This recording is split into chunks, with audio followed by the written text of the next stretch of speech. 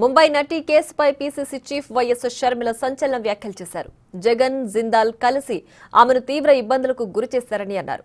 జగన్ జిందాల్ కలిసిన ప్రతిసారి Kadapa steel plant విషయంపై చర్చిస్తున్నారని భావించాం, కానీ వారి స్కీములన్నీ కాదంబరి జట్వానీపై వేశారని ఆరోపించారు. అంతేకాదు జగన్ జిందాల్ను జే స్క్వేర్ అంటూ షర్మిల సెటైర్లు వేశారు.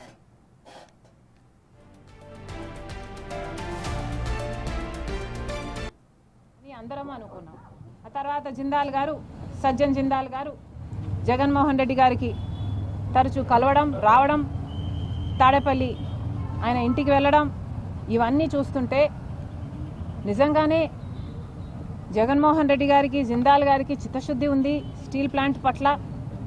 ఇక వేగంగా స్టీల్ ప్లాంట్ కట్టేస్తారు, పూర్తయిపోతుంది అని అందరం అనుకున్నాం. కానీ అసలు విషయం జిందాల్ గారు, జగన్ గారు ఇద్దరూ కలిసి కాదంబరి అనే ఒక మహిళని ఎలా కట్టడి చేయాలి అని స్కీములు వేసుకున్నారు అని ఇప్పుడు అర్థమవుతుంది.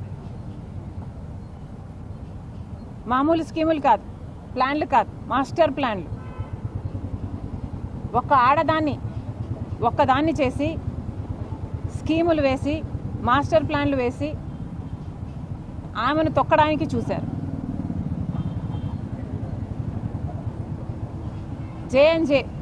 జే స్క్వేర్ బుర్రలు పెట్టారు.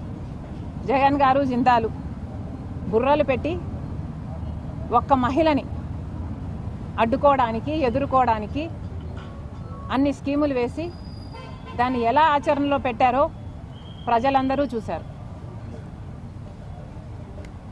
మీకున్న బుర్రలు, మీకున్న మెదడు, మీ స్కీమ్లు అన్నీ కడప స్టీల్ ఫ్యాక్టరీ కోసం పెట్టునుంటే కనీసం కడప స్టీల్ ఫ్యాక్టరీ పూర్తయిపోవు నీ పాటి.